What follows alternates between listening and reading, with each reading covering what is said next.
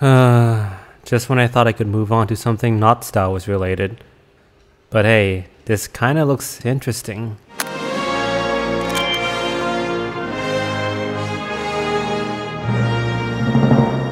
While I played a lot of Star Wars games, I'm not the biggest Star Wars bookworm. My dad bought several reference books, which were more non-fiction, so I grew up more on the lore as a kid, not so much on the fiction side though. Which means I didn't grow up with the much cherished and remembered stories like that time Han Solo punched that Sea Otter Queen, or when the Space Mongolians invaded, You Mongolian! or that time the Emperor cloned himself several times over and tried to possess baby Anakin. Okay, the Expanded Universe probably wasn't that bad, to be fair. The only Expanded Universe book that I read as a kid was at my school library, and that was Weapons of Terror, an entry to the Galaxy of Fear series, which was Star Wars horror stories? Why on earth would someone make a Star Wars... oh, right, the 90s. So instead of books, my main entry to the Star Wars EU was through the games. Kyle Katarn, Rogue Squadron, Clone Commandos, and of course, the much adored Knights of the Old Republic series. I think it's safe to say that almost every Star Wars fan I know wanted to return to the Knights of the Old Republic era. Taking place 1,000 years before the films, it offered a refreshing setting with all new factions, a new mythos, new endearing characters, and just offered a more fantastical take on Star Wars. And the best part, it had little to nothing to do with the original films. Like, at all. Which gracefully enough segues into today's topic.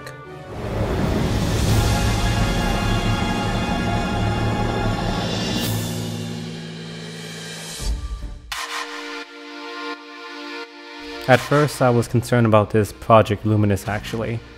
Rumors of it being set 100 years before the films only made me wary about the whole thing. But then when we finally got the announcement trailer, consider myself won over. And no, it's not because we're going to see more lightsabers. I'm actually not that big of a fan seeing hundreds of Jedis and Sith just charge in like it was some epic fantasy battle. Lords of the Ring but with lightsabers basically. It's excessive, it's gratuitous, and it just takes away the magic of lightsabers. This High Republic premise could have easily just been a bunch of Sith and Jedi waving their laser swords around, and fighting another galactic war. No, I'm excited by the High Republic trailer because it seems like it's going to be something new, fresh, but also restrained in the Star Wars universe for once. More so than the Old Republic. With the KOTOR games and the Old Republic, we started out with the Republic and the Jedi on their last legs. They're on the brink of defeat, and so it always felt like we were going through the same motions from the original trilogy, except more epic. And more lightsabers. But here in the upcoming series, the Republic reigns, the known galaxy seems to be relatively at peace, the quiet before the storm that was the Clone Wars.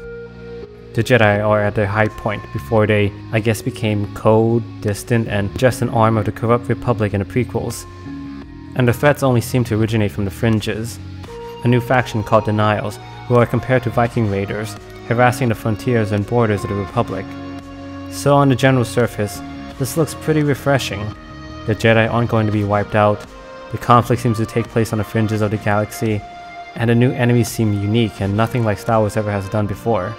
I also am a fan of the aesthetics. It definitely has a mythical, fable-like tone to the artwork, which very much seems to complement the whole Knights of the Round Table comparison made. Is that they are the Jedi Knights of the Round Table. I wasn't a big fan of the Old Republic designs.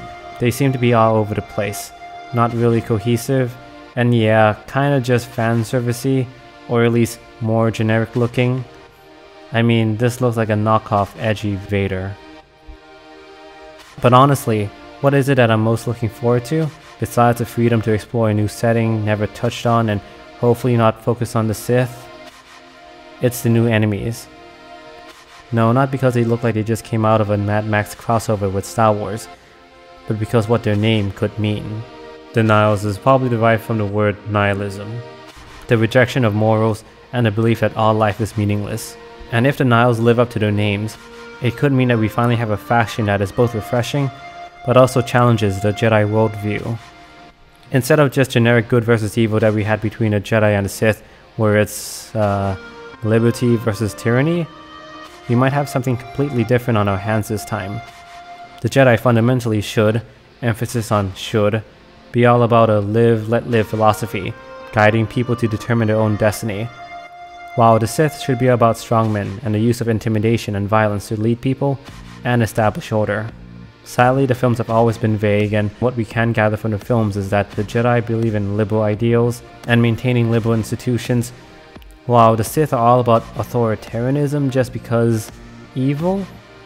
Yeah, Palpatine's ideology never made sense other than that he wants power and order because he's the bad guy. And yes, George Lucas was a baby boomer, and so the original trilogy had a liberal sensibility, how a bunch of young rebellious kids went up against an imperialistic power.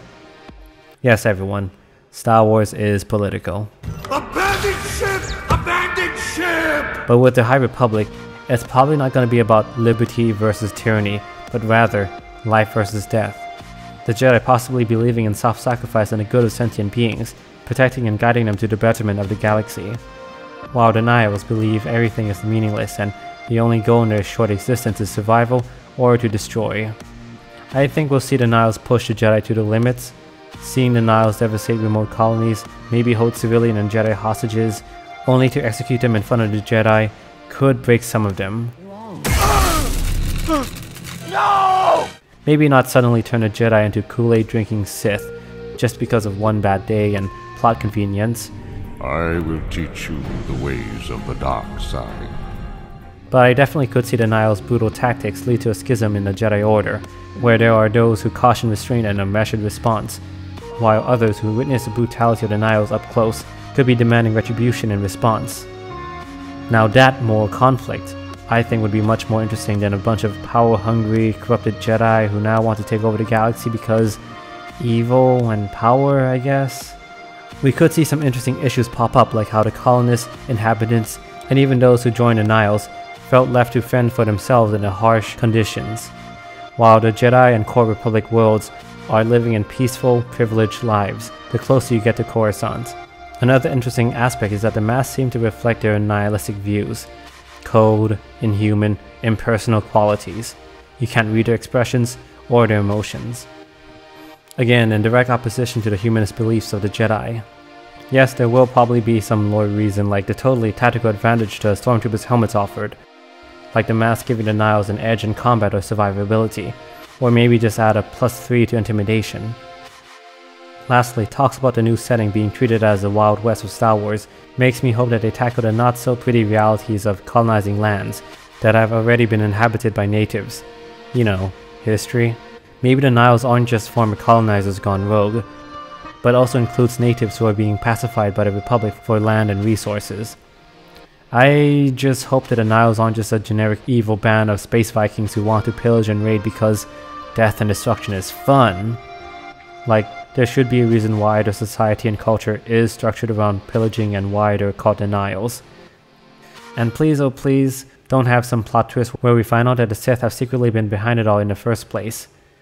One of my biggest issues with Star Wars have always been these convoluted schemes where it's all masterminded by the Sith or Palpatine. Long live the Banks!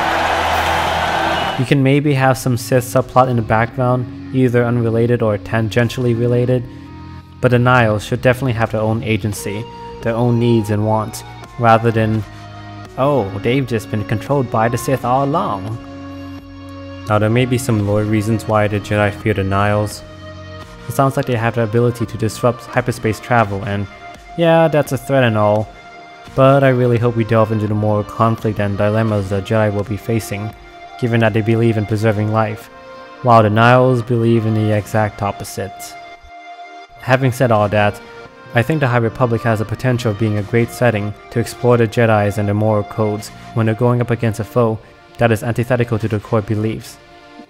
We're hopefully not dealing with another Sith Empire that just wants power because it's evil trademark.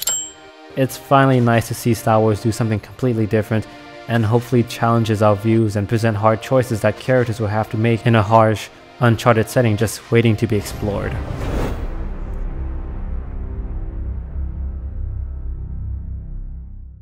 Oh, apparently there's some kerfuffle over a certain whiteboard, because it has some scary things like diversity representation. Star Wars not being pro-war, and I could make a video on that in the future. Something more in-depth to counter the reactionary response, which is pretty unnuanced and scared of change. But for now, the best tip I can offer is... Don't feed the troll.